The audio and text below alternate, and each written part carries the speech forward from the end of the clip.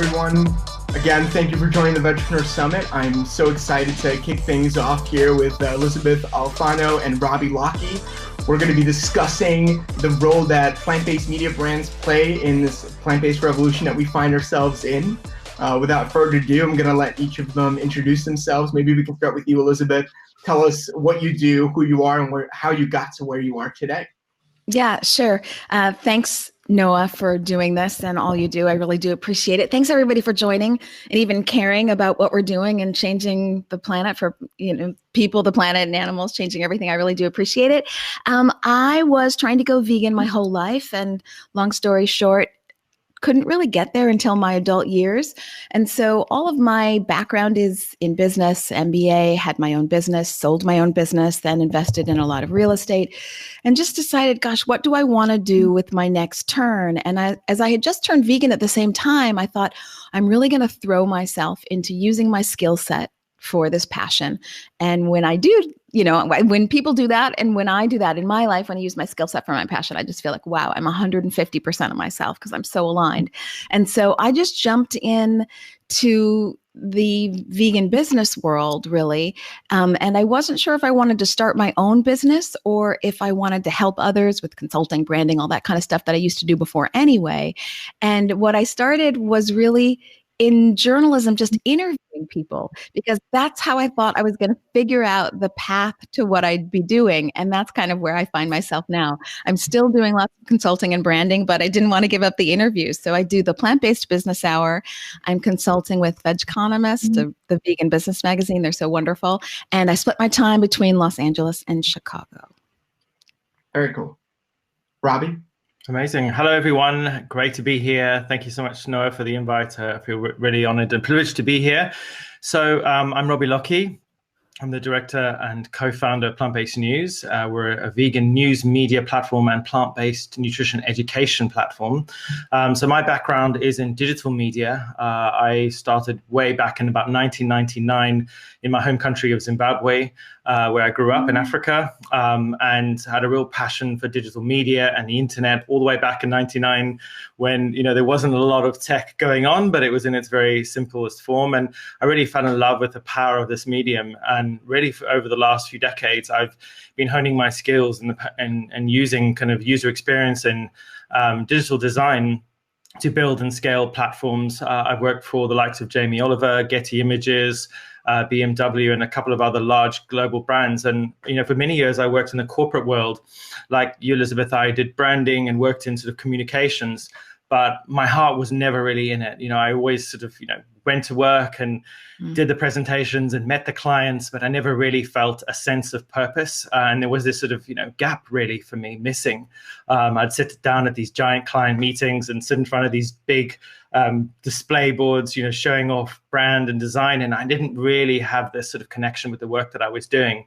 And it was actually around the time I started working for Jamie Oliver, where I got involved in some social change work. And I got the bug for using my skills to change the world for the better. And I got involved with ethical banking advocacy, anti-human trafficking advocacy, and a lot of environmental advocacy using digital communications. And I realized that I could actually use my skills to make the world a better place. Fast forward again a few more years, up until about 4 years ago, I met a young man called Klaus Mitchell, who was running a small YouTube channel called Plant-Based News.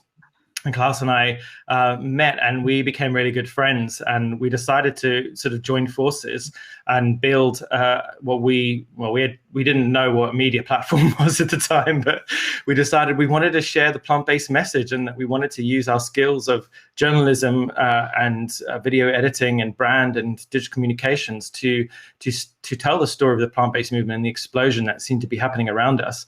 And we were very fortunate to have got investment from the amazing Prince Khaled, our lead, who is a co-owner of Plant-Based News. And he really empowered us and gave us the tools we needed to quit our jobs and go full time and really build and develop Plant-Based News into what it is today. It's been an incredible ride. I'm looking forward to talking more about the media and business and how we got there. But yeah, my background is really sort of digital media, social media strategy. And it's a real kind of honor and a privilege to be involved in this movement. I'm super excited about where we're all going. Awesome. So before we jump into the entrepreneurial side, I'm curious, what are your thoughts? And we can, go a little bit deeper, but what are your thoughts on the role of plant-based media platforms in the movement? What do you see your role as being? Robbie, do you want to take it, and then I'll Sure, of course. I think hop in. our role is to tell those stories that the mainstream media doesn't want to tell. We're in there doing those interviews and sharing the stories of those new emerging brands that may not have the money or the budget to reach those audiences that the mainstream media would normally write about. So I think that's our responsibility, really, is to keep exposing as many people as possible to the exciting opportunities that are exploding in the plant-based sector, whether it's business or investment or food tech or fashion or whatever. And obviously also, and to be credible and accountable as well. I think I said earlier, this is a really important thing to me, that when we produce content and media, we have a responsibility to make sure that we fact check, to make sure that we are sharing content that is credible and has quality sources behind it. And before we get to you, Elysabeth, I'm curious, just Robbie, if you could just describe Plant-Based News. You have a platform, you have your socials. What is really the structure of your platform? Yeah, so as I said, Plant-Based News started as a social platform. So it started on social media, and then we obviously built a website where we produce regular editorial and advertorial content. And we have developed really over the last 4 years to sort of reach a considerable amount of people using social media as well as organic search on Google and things like that. So we produce regular written content, YouTube videos, interviews and short documentaries. And on Instagram, we do a lot of like infographics and educational content as well. Where's your biggest reach of all these? Biggest reach? It's kind of level across everything, really. In total, we reach 70 million impressions a month. And about 2.2, almost 2.3 million fans in total now across the whole platform. Very cool. Awesome. Yes. So we have a really interesting and somewhat different perspective from over here. And while I'm consulting managing director of Vegconomist for North America, I also write for The Beat, and I also do a lot with Jane Unchained. So these very different types of media platforms, in addition to Vegconomist and then my own Plant-Based Business Hour. So whereas Robbie might be very broad, you can see Vegconomist, the vegan business magazine, very targeted, and we're a business to business magazine, B2B. So we're not going for, we're definitely going for mainstream media. We want the Wall Street Journal to pick up our stuff. We want our stories, because they're not, Robbie's 100% right. They're not getting to the mainstream. And of course, that's why we do what we do, because they're not getting where they need to be. But we're trying to help that business person perhaps get their startup going, find that funding. I don't want to say that we're giving them their voice. No one loves entrepreneurs more than me, having started my own company and sold it. No one works harder than entrepreneurs, we all know. So they know what they're doing. I'm not going to say that they need to find their voice, but we really sort of try to be the air underneath their wings, particularly from the business standpoint. That's speaking for Vegconomist. So we have a very targeted, much smaller reach. Obviously, we're B2B. And so a B2B magazine is going to be much different than a consumer magazine. But in addition to reaching mainstream, we also don't want those vegan voices to be squashed, and maybe we can help them flourish. Now, take the same thing. I write for Jane, I video Jane Unchained, and I write for The Beat. Also very targeted media platforms. So Jane, God love her. Animal rights all day long, right? Just animal rights. That's it. Like animal rights all day. A little bit of food. Sure, she does food, but it's animal rights all day long. And The Beat, which has just come very recently, they started January of this year. They already have something like 1.5 million, and they just started 1.5 million per month. And they're very much the flexitarian who's interested in their diet. So each of these platforms are trying to help those vegan voices, vegan lives flourish and be found. And then, of course, we're reaching mainstream media where mainstream media is falling short. So Robbie and I were discussing earlier, and you're hitting on this idea that you're a resource for entrepreneurs in the plant-based space. How 100%. Robbie said he gets hit up, 100 times a day for pitches. How are you managing the amount of demand? It's tricky business, I got to say, because again, Robbie reaching, I love that number. Tell everybody again, because it was so fantastic. How many people do you reach? 70 million impressions a month across the website and social media. Shout out to Plant-Based News. So fantastic.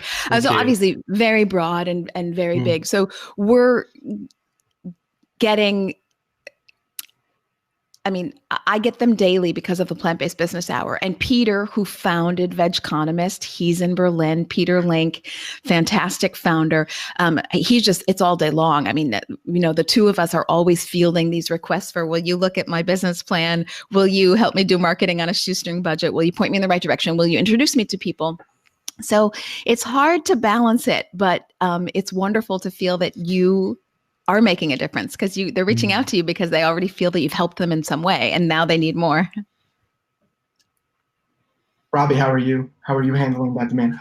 I mean, so sometimes there can be a tendency to focus heavily on numbers, right? You know, sometimes when we produce content or write articles, there's this sort of like focus on, oh, we're going to get this 1,000 likes and this 1,000 shares. But for me, it's really about the quality and what we're saying and how we're saying it.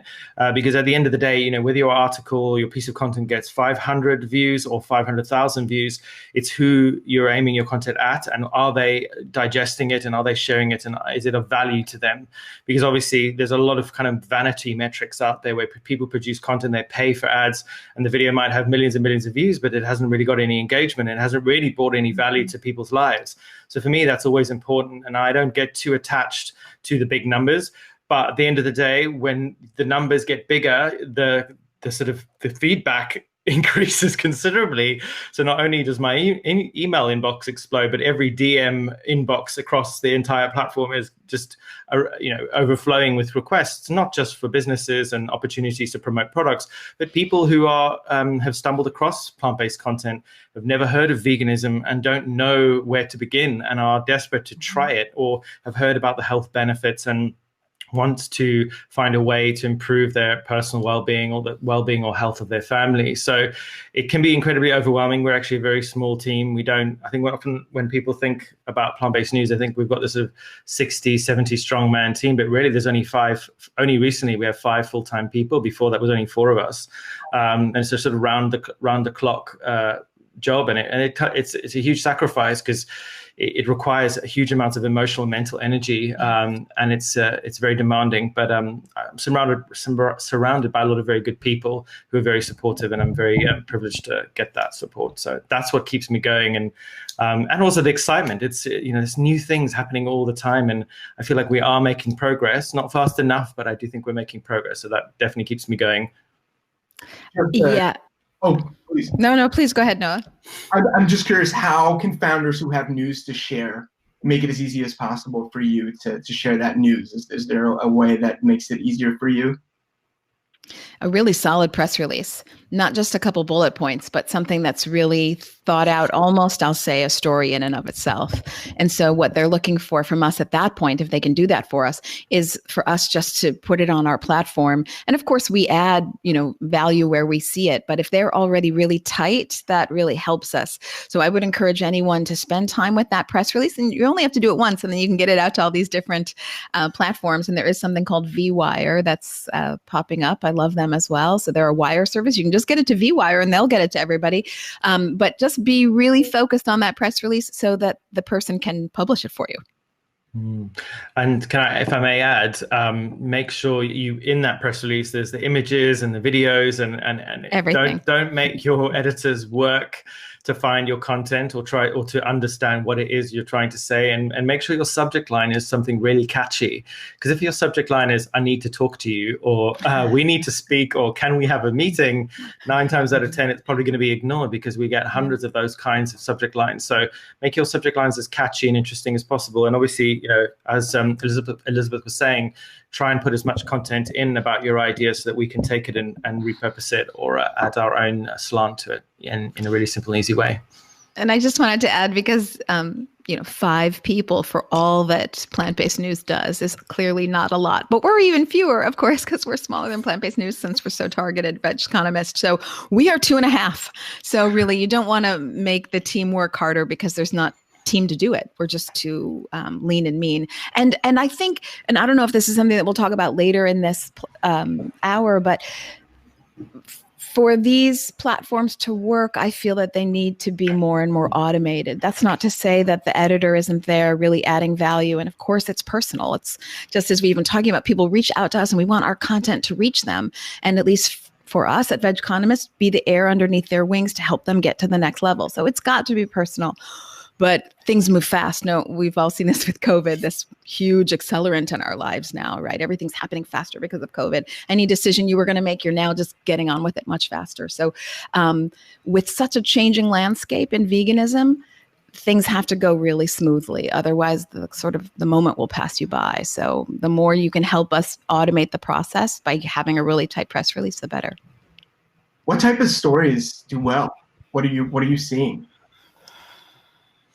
I can take that if you want. I will too, but yeah. So the type of stories that do well are usually the food launches. People get very excited about new food technology, mostly, unfortunately, from other countries. So when we do a lot of food launches here in the UK, a lot of the Americans get very excited and get very jealous, and everyone starts getting really jumpy in the comments. And then obviously there's the celebrity stories as well. And the reason that is, and it's not for everyone, is celebrity stories do well because they're recognizable faces. They're people that people recognize and they have a connection with it, either positive or negative. And it often stimulates conversation. Unfortunately, with vegan celebrities, I feel like we need a novel called The Rise and Fall of Vegan Celebrities, because there is this tendency for vegan celebrities to be very passionate about the cause, whether it's business or food tech or animal rights. And then, 3 or 4 or 5 years later, they've dropped it and they're suddenly not vegan or not interested anymore. So it can be a real challenge for us to tell these stories in a way that continuously creates value. But at the end of the day, as journalists, we're here to tell the stories at the time of the time. And if people are vegan and they've got vegan businesses or vegan products and they're passionate and they're giving, we're going to be there to tell those stories. And if they decide to leave the movement for whatever reason or quit their business or go back to eating animal products, we'll tell that story as well. And that's, I guess, part of the process. Of course, 100%. You have to tell the full story. That is, we are dedicated to integrity journalism, first and foremost. Otherwise, we can't be helping people. I'll say the things that do best. I'll speak for Veg Economist, and then I'll speak for the Plant-Based Business Hour. For Veg Economist, it's really impressive business stats. Again, we're a B2B platform. We're there to help entrepreneurs who need our facts and stats. So sometimes just the straight statistics are the ones that do really great, that are there in a very easy, digestible form. And then when you have any sort of controversy, so I'll say celebrity news for us, would be Light Life decides to wail on Impossible and Beyond Meat, and good or bad. And most people would say probably the clicks were because people were angry. It did get a lot of clicks. And then I'll say from the Plant-Based Business Hour standpoint, which for those of you who may not know, it's an hour-long interview series, really doing a deep dive with CEOs, innovators, analysts, entrepreneurs, startups, et cetera. And the ones that really do well there are when the person I've interviewed also is having such a great time that they share it. So that when there's that engagement with the interviewee or the subject matter. So I guess I'll add to that anybody who is putting in a press release to Veg Economist, not only do you need to have that tight press release, if we publish it, be prepared to share it. Just to take off what you were saying, Elysabeth, regarding stats, I would say that on plant-based news, there's also very popular stories. I've got a few here. 23% of food products launched in the UK in 2019 were labeled vegan. UK meat-free food sales to exceed £1.1 billion by 2024. So these kind of stories with big numbers that really stand out, they always get people excited because it's good news, isn't it? People are excited about change, about positive change, about things going in the right direction. So those are always a great story. So if your business or brand has got a big number attached to a story, then it'll definitely do well. Yes, and for us, it's the individual companies that have big numbers, but it's also the trends. So we report a lot on trends, and when you see, 1.5 billion invested in alt protein in the first half of 2020, or the first quarter of 2020 plant-based investment is more than all of 2019, these kind of trend stories also do very well for us. I'm curious, what are your demographics like? Are you mostly reaching vegans, flexitarians, plant curious people? So two different things. For plant-based business hour, I'm reaching anyone interested in making money on plant-based items. So that's why I did it. When COVID started, I was so like miffed personally, like I can't believe we're here because everybody's eating meat. And if we're going to stop everyone from eating meat, you're going to need more than Beyond and Impossible. So I really wanted to show to outside investors and outside mainstream media, there's a lot of money to be made here. The things are happening and you want to bring your money in. I wanted more money to come in so that vegan entrepreneurs could flourish and grow and go to the next step, and more of them. So we could have more products than Beyond and Impossible so that we could get out of the situation that we're in.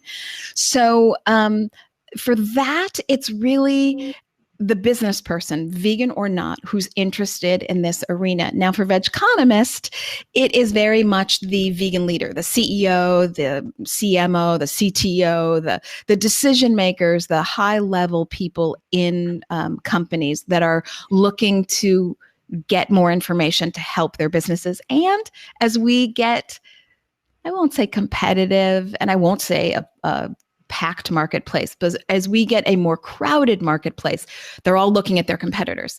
So now it's not just that they want to see what's the information to help their business. They want to keep an eye on what their competitors are doing so they can stay up to it. So yeah, we're very B2B, business leader focused. Cool. Our demographic is very broad, as we discussed earlier. Our audience is actually made up of about 89% women between the ages of 25 and 35, so millennial women, and a real variety of people from students to business owners, all kinds of different people of all shapes and sizes. Now, when it comes to whether they're vegan or not, it's about 65% vegan, and the rest are meat reducers, flexitarians, vegetarians, plant curious, or whoever else is in the bucket, a real variety and a mixed bag of people, which is great. But obviously that keeps us on our toes as well, because we don't want to necessarily be creating vegan content for vegans and creating this echo chamber. We do want to create content that is challenges the mainstream narrative and challenges conventions as well. That does make it a little bit more interesting as well. So awesome. We live in the age of fake news, unfortunately, and I'm just curious, maybe you can comment, well, how do you maintain integrity on your platforms? I'm sorry, you broke up. Could you repeat that? Yeah, absolutely. We're living in the age of fake news, and I'm just curious if you could comment on how you maintain integrity on your platform. Robbie and I touched upon this backstage. How are you making sure that what you publish is accurate? And Go ahead. Go ahead, Elizabeth. So on the plant-based business hour, I don't run into that too much because I have these personal long-form interviews. Same I'll say with Vegconomist. I mean, it's easy to check usually with something like the Good Food Institute or the Plant-Based Food Association. And I just learned that there's a new European Food Association that has started in Belgium, which is so exciting. So for us, it's kind of easy to fact check these because usually they're straight numbers. So for us, it's not too much of an issue, but maybe for Robbie, it is more. Yeah, from a health perspective, especially when you're talking about health news and you're dealing with studies, we take the information that we share very seriously. We're actually the only vegan media platform to be independently regulated by Impress. It's as far as I know, maybe there are others out there that are regulated, but not that I could find. Need to fact check myself. But we're independently regulated, so that means we have a complaints process. If we are putting false content out or content that is questionable, we have a whole complaints process where our readers can submit a complaint, and we go through a whole process where everything is checked, and whoever wrote the content or produced the content, has a sort of level of accountability when it comes to what we produce. So I think at the end of the day, fake news can be a real problem in the plant-based media sector because there's a lot of very inexperienced people, especially, the journalistic skill set is, it's a specialist skill set. And I think a lot of people come into the space, whether they're bloggers or people who are just interested in creating content, they're unaware about media law. They're not up to date about libel and all defamation laws, for example. And we have to be very cautious about what we write. And so the people that do write for us are trained in media law and everything that goes out is checked for credibility and accountability, and just to make sure that we're not going to get sued, but also that we're putting truthful information out. We want people to trust what we're saying and not question it without. Obviously, it's important to question, but we want people to sort of understand that we have quality sources, and that's the most important thing, I think. Yes, Great. you want to be a reliable source for people. Yeah, absolutely. I'm curious, what is next for your brand? I know that Vegeconomist just launched 1 or 2 alternate language. You've got a Chinese platform too. Spanish, I believe, in Chinese. Yes. What's next? Yeah, well, what's next is really the Chinese platform. So that is in the making, and we've announced that it's coming, but it's not out yet. And as you can imagine, taking our entire site and putting it into a Chinese site is quite a bit of work. We did just launch the site in Spanish, so very exciting. I probably don't need to tell everybody who's watching today that Latin America is booming for veganism, and it's really found its wings and its platform there. It's, strong legs. So we're very excited to have Vegeconomist now in Spanish. So, shout out to anybody who wants to read our articles in Spanish. And then coming very shortly, I want to say like 4 or 5 weeks from now, the Chinese site will launch. And that is really exciting. Very exciting. What about you, Robbie? So what's next for Plant-Based News? We are on the verge of launching our yearly film, Vegan 2020. So every year we do a documentary, a retrospective of all the amazing things that have gone on in the vegan plant-based movement over the last 12 months, directed by Mr. Klaus Mitchell. And we usually have a premiere in London and LA every year, but unfortunately, due to a nasty virus going around, we're not able to do that. But we're going to do it online as always, and we're excited about that. We're expanding our website platform. We're moving off the media company that currently hosts us, and we're moving to WordPress to give us ourselves a lot more control. Really, we want to build out more. We want to be able to create members areas where people can meet and connect with each other, and really focus in the next 12 months on community, on building the connections between people. Our platform at the moment is very much focused on journalistic content, but we want to expand more into lifestyle and education, because we know our passion is plant-based nutrition. That is what brought Klaus and I together, and it's also what is one of the fundamental aspects of plant-based news. So we'll probably be looking at more e-learning, and also hosting more events like this where we have guests and we talk to people about various different subjects, from plant-based nutrition to fashion to food tech. So yeah, the sky's the limit, though. That's the thing. Once you start thinking about these ideas, more work starts coming in, and then there's all those emails, and you're like, where shall I start? But for us, prioritization is important, and I think getting our content to more people is our focus in the next 12 months as a priority. Very exciting. Elysabeth, yeah, I would just say that in addition to our 2 sites, which are such a big deal for us and we're so focused on it, both myself here in the US, either through the Plant-Based Business Hour or through Vegeconomist, and of course what we're doing in Europe, we're doing a lot of consulting and really helping brands hone in on their business plan, how to get more funding. I'm personally doing a lot of coaching to get people more funding, put their decks together, meet the right investors, be prepared for their pitch, this kind of personalization. So, earlier I had talked about, we really want to automate it. We really want to keep it simple. Don't make us work more. And then at the same time that we're keeping it easy and broad in still the B2B business sense, we're also being very targeted and focused. And so where we can give individual insight and really help brands take off from a consulting perspective, we want to do that as well. So we've got that twofold going on. Great.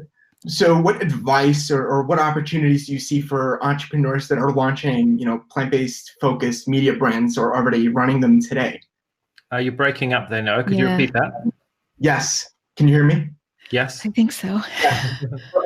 For entrepreneurs in the audience who are looking to either launch or are already running plant-based media brands, what advice, what opportunities do you see? Like what have you not seen as much where there maybe is a gap that could be filled?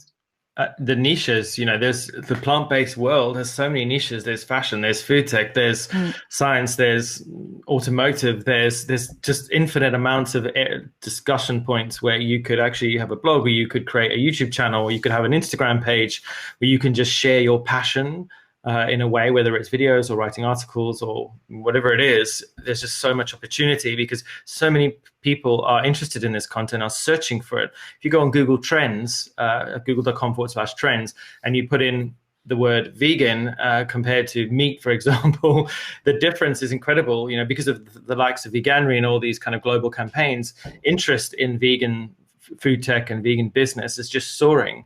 So I think now's the time, definitely, if you're interested in this space, to jump on something. The wave is coming.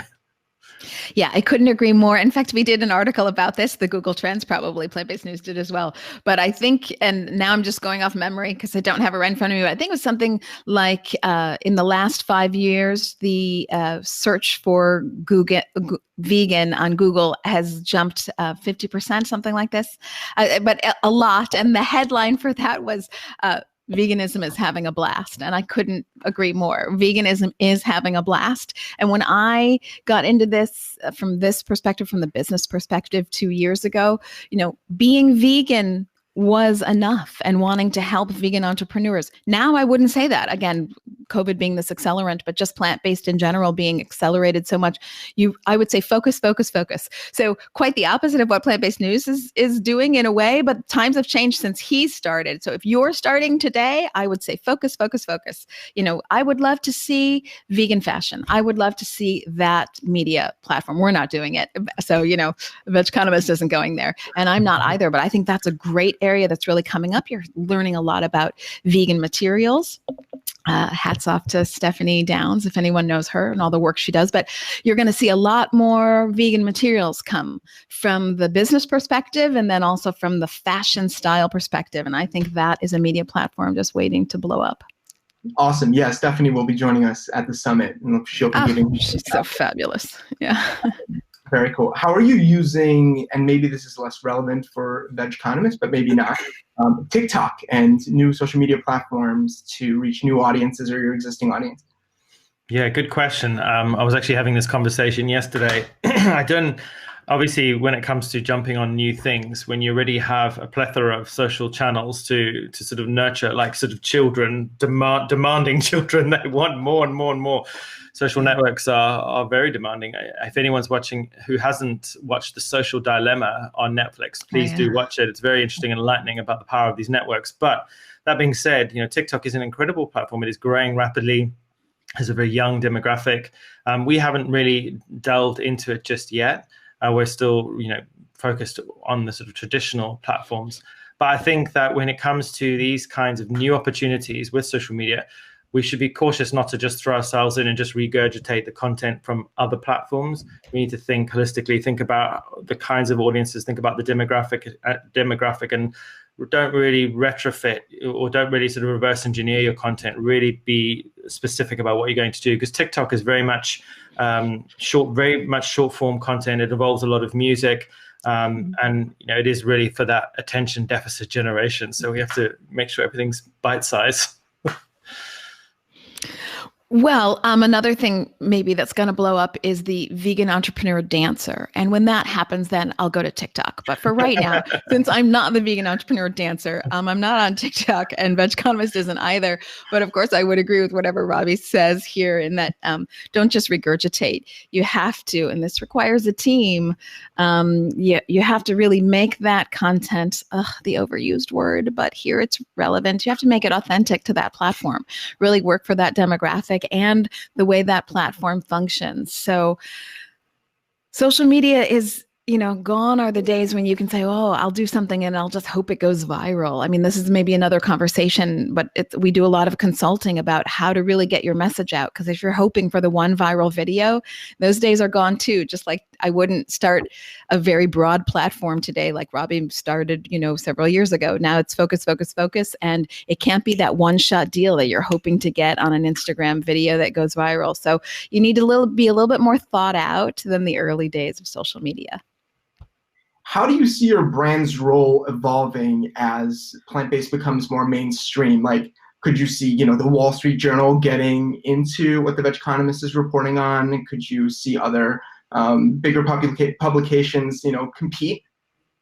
I would say step up your game, Wall Street Journal. I'm trying to get them to do that all the time. Yeah, absolutely. And I Now, Peter, the founder, might disagree with me a little bit here, but I don't really see that as competition or a bad thing. I think we all report the news, but we also have our different takes on it, and we can do different things. And I would love to see the Wall Street Journal get with the program. Absolutely. Sure. Yeah, I agree. We exist because we want the mainstream media to see what we're doing and take those stories further. We often have the likes of the Metro here in London cover what we say on plant-based news. The Independent as well has often picked up stories from us as well. There's a lot of opportunity to influence, the mainstream media through good journalism. Because if your platform is properly connected with the likes of Google News and Apple News, and it's well optimized, everyone uses Google, everyone uses YouTube, all these brands and marketing managers and editors are all using all these platforms as well. So if your content, no matter how big or small you are, if it's well written and it's interesting enough and it's shareable, you could see it reaching really, really big heights. So I think it's important to sort of not see these other organizations as competition, but almost like just another way for us to get our message. Because at the end of the day, I feel like we're kind of activists disguised as, well, we're activists operating within the capitalist system, aren't we? We're operating within this framework. And so we have to play by their rules. But I always describe us as a bit like a Trojan horse. We need to go into the system and disrupt it from the inside. Mm-hmm. Yeah, I love that. I couldn't agree more. I always say to people like, oh, I'm the Trojan horse. Just wait to see what's going to pop out. I mean, just get in there and then, do your damage. So I'm all about it. And in fact, because I have, as well as consulting for Vegconomist and helping them with branding and presence in the US, I have the Plant-Based Business Hour. But of course, not everybody has an hour to sit down with me for plant-based business. So I do something called the Plant-Based Business Minute, where I break down the top 3 headlines that week, each headline in a minute or less, because I also am trying to make it easy for mainstream outlets to take what I say, or not what I say, just take the headline. Maybe I brought it to your attention and you don't use what I said, but I'm trying to get things bite-sized for them to pick up on.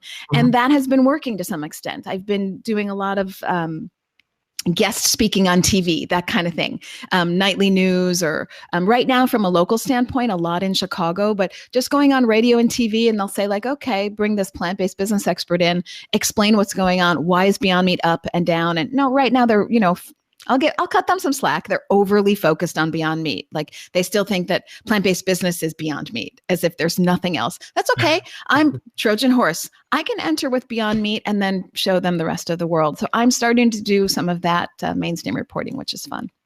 Very exciting. As we come to a close with my questions, attendees will see a option to ask questions on the right-hand corner. If you have any questions to ask Elysabeth and Robbie, this is your chance. I have 1 or 2 more, but I'd love to get some audience questions into this as well. My next question is just general advice for founders, since Vegpreneur is really focused on supporting entrepreneurs. What advice do you have? Maybe like, top 3 pieces of advice that have helped you get to where you are today. Okay.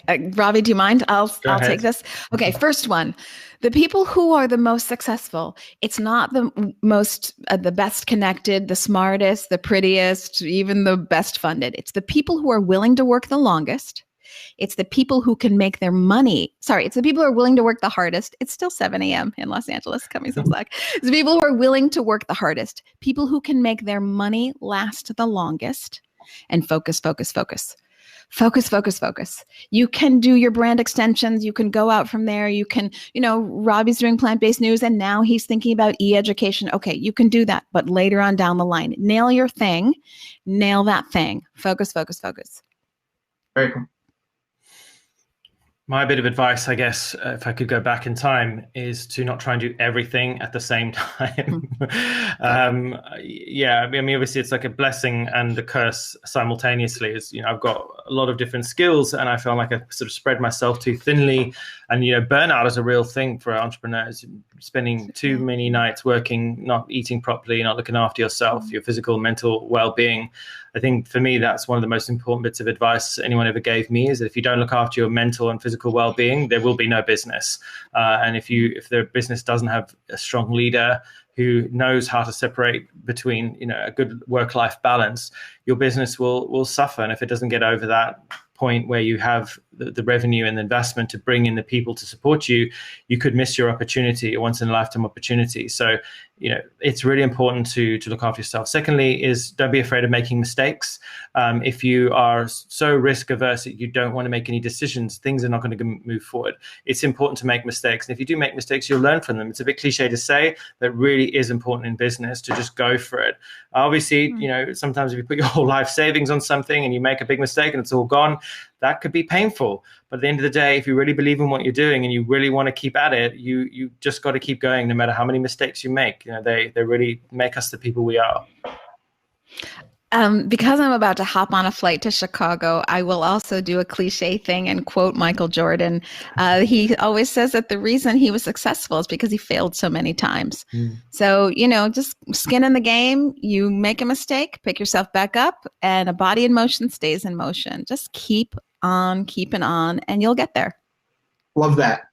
We have our first audience question. As observers, where do you see white space for entrepreneurs in plant-based foods, especially in plant-based meats? Where do you see opportunity that might not be addressed yet? I think you're starting to see it in healthy plant-based meats. I think that's really coming. There's a brand that I love called Cool Beans. I'm going to be meeting with them in Chicago. They've got their headquarters there.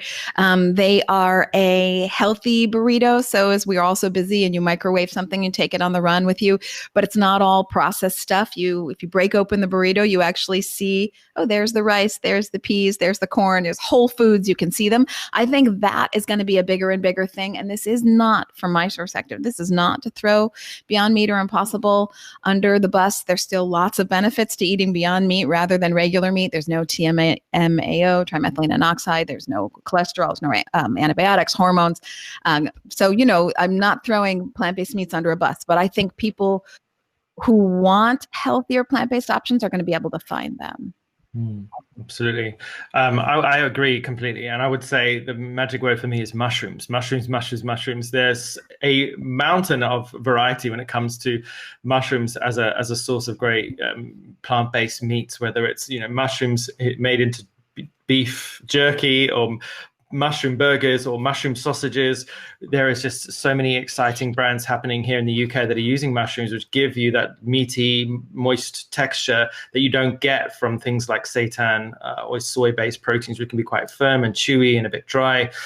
So we're seeing lots of really exciting innovation in the mushroom vegan meat space. I'm really, really kind of excited to see where that goes because I'm a huge mushroom fan. Have you tried Fable Foods? I haven't.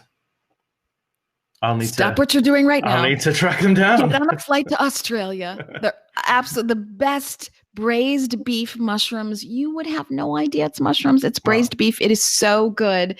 Fable Foods, shout out to you. I do love you. Amazing. I'll have to check that out. And then we have another question. What advice do you have for someone in the vegan beauty business? And maybe we can talk about, how to get reach, how to stand out from the pack as a vegan beauty business. Sure. I mean, we run a small page on Instagram called PB and Beauty, which we're sort of experimenting with the space and from a journalistic perspective, telling the stories of small brands. I think when it comes to branding, and Elysabeth will probably agree with me on this, is that it's important to create a point of difference. Innovate, don't imitate. You really need to think about what your competitors are doing and do something different. And you really have to sort of try and stand out. One of my favorite stories regarding brand is around the story of the Dove soap bar. Dove soap, the moisturizing cream bar. Back in the day, before it was a moisturizing cream bar, it was one of its kind. It was very popular and it had a huge amount of consumer support. And then a lot of competitors entered the marketplace, and the shelf was kind of awash with all these pardon the pun, all these soaps. And the marketing team wanted to create a point of difference, and they decided to add moisturizer, and it was no longer as just a soap. It was a moisturizing cream bar, and they created this point of difference, and it became hugely popular, and it's now an iconic product. And the same goes for brand. You need to find your USP and really shout about it and focus in on it. It's a bit like when we talked about being and having a niche in vegan media. The same goes for brand. You need to have your iconic color or your iconic infographic or whatever it is about your brand, and really, really hero that in what you do. Yeah, I'll just echo that and say the same thing, but in a different way, just so that people really hear it. So when you are creating your point of view, in addition to you having a distinct advantage, separating yourself from the pack, you'll be able to do that because you know exactly what your customers want. You really know that consumer, you know the space, you know what's not there, and you know what they're missing. So you're filling their need. And that would be, I'd say, classic branding. But we don't live in classic times. COVID, will you ever go away? So I would say that in addition, today's consumer also wants to know the point of view of that company. So not just that product, but where do you stand? Where's your moral compass? And make it known, because they are buying product all the way to company. And that might be, if you're lucky enough to be this big, the person on the phone with customer service, right up to the CEO. So you need to have your communication strategy tight, not just for that brand, but for the whole company and where it stands. That's what I would say. Yeah, the ethics of beauty is so important. Where does it come from? Where do the ingredients come from? What are the stories and who are the people behind the raw materials and the product and how it's made? I agree. Could you talk a little bit about the potential of vegan/plant-based vitamins and supplements? Well, gee, I don't. It's a very specific question. I don't take a darn thing. I'll say that I do some health reporting for The Beat. Shout out to them again. And I do interview a lot of doctors for them. And I also have a radio show, do a lot of things. But so I personally, because I have not worked with a vitamin company, I've worked with a couple supplements for vegan protein, but I'll say that a varied vegan diet, with the exception of B12, and B12 is also added to meat. So it's not like meat has B12. The animals aren't getting B12 either. And so they give them injections of B12. So, take your V12 supplement, but otherwise a varied vegan diet. So not all processed foods in a box, but you're getting your kale and your carrots and your mushrooms and your rice and your whole grain things. Is going to do the trick for you. Now, if you have a specialty and you are a vegan bodybuilder, let's say, there are so many supplements out there, but I really haven't worked with any beyond some protein stuff. Okay. Yeah, we're seeing an explosion in this space. We're often approached for brand partnerships with vegan supplements. It's a real challenge for us because obviously at the same time we're a plant-based education platform, plant-based nutrition, and we want to advocate for whole food plant-based nutrition, where, as Elysabeth said, we want you to eat and we want to encourage you to eat a diet of whole plant foods and not have to worry about popping pills, right? But I think there's a lot of discussion around things like DHA, omega-3s. Should we as vegans be supplementing with these kinds of fats for long-term preservation of our brain cells, or shouldn't we? What is the truth? So for us and our part as Plant-Based News, we want to really zoom in on these big questions, because we get questions every single day from people saying, should I be taking DHA supplements? Shouldn't I? Should I be taking D3 supplements? How much B12 should I be having? And there isn't consensus with some of these pills and some of these substances, whether they work or whether they don't, whether they're a waste of money, whether our body absorbs them or most of it ends up in the toilet. So as a media platform, we're always asking these questions. And also from a journalistic perspective, I want to know the answers, and I know a lot of people want to know them too. So I think it's about developing the conversation around these brands and these products. They're not all the same. Some companies are more credible than others. I think there's a lot of brands out there, because there's a lot of money to be made in supplements. And a lot of brands out there are in it to make the money and don't really care about the ethics. Shout out to Vivo Life, which is an incredible British-based supplement brand. They make vegan protein powders and multivitamin supplements and a bunch of other things. But everything is made from whole plant foods. It's all, the packaging is compostable, and they have a whole lifestyle and a whole community attached to their products. So when you buy a Vivo Life product, you're not just buying a product, you actually buy into the brand itself. Sounds a bit cheesy. It's a bit like having an Apple product. You don't just buy a laptop. You have the phone and the watch, and you're connected to the whole cult of Apple, as people say. And I think that's, for me, one of the most important parts of developing brand and developing a relationship with your audience or your customer, is to not just sell them something. You're selling them a lifestyle or an idea or a philosophy, and having that constant communication and relationship with them. And we apply that to everything we do. It's all about seeking feedback and giving people what they want, I think. Thank you for Oh, sorry, Elysabeth. No, that's okay. I just, this is one of the trickiest parts of journalism because you had asked before about fake news, and you see so many studies that are funded by industry. And then the doctors themselves, they get, maybe, I speak for the US, about 4 hours of nutrition in medical school, yet everyone goes to them for nutrition advice, and they themselves don't know. And they themselves are marketed to by industry, either big pharma or these, studies that come out, often funded by industry, meat and dairy, I'm speaking of. So it's very tricky to get solid news. That's why it's so important to be interviewing the doctors. Like I said, I do it for The Beat, and of course, Robbie does it for Plant-Based News. I think I'm taking now an ethical standpoint, but from my journalism, part of that conversation is that I'm always advocating for people to be their best researcher.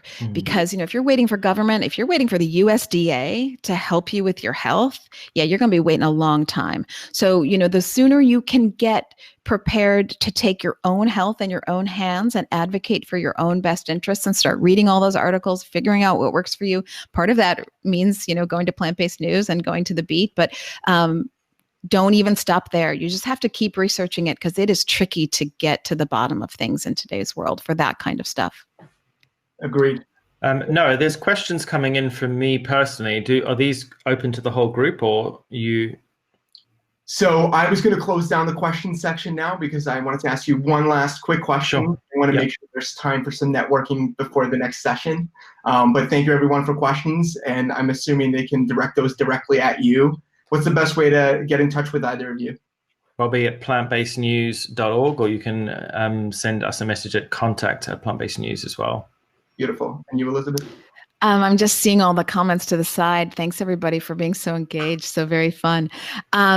You can reach out to me at elysabethalfano.com. And that's the best way to reach me. And then if your question is for Vegconomist, where I said I'm consulting managing director for the US, I can work with that team, or if it's for any of the other platforms I work with, or if it's for my own stuff on Plant-Based Business Hour, just reach out to me there. Or LinkedIn, of course. LinkedIn, everyone's on LinkedIn. Good shout. Yeah. Last question for me, just quick. I'm curious. So do you have a podcast or a book right now that you're really into that you want to share? What was that again? I always like to ask, do you have a book or a podcast that you're really into right now that you'd like to share with the audience? I would highly recommend the Plant Proof podcast by Simon Hill, a focus on plant-based nutrition. One of my favorites. Awesome. Elysabeth? I am reading a book by Max Bazerman, the Harvard business professor, and I'm blanking on the name. It's on my bedside table. I'm sorry, everybody. Still early here in the morning, but I just interviewed him on the Plant-Based Business Hour, so I had gotten like halfway through the book. It's better. I'm going to get it to everybody. How can I get to people after this interview? How can I chat? Let the chat know. Yeah, come back into the summit and just put it in the chat. Okay, I'm about to hop onto a plane to Chicago. So next time I get back into this, I will have moved from Los Angeles to Chicago, but I'll get back on the chat. And if people are still interested, I can let them know the name of that book, which just came out by Max Bazerman, Harvard business professor. Awesome.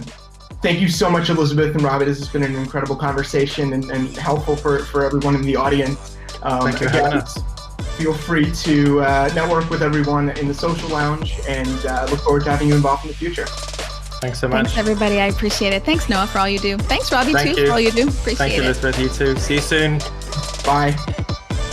Safe flight.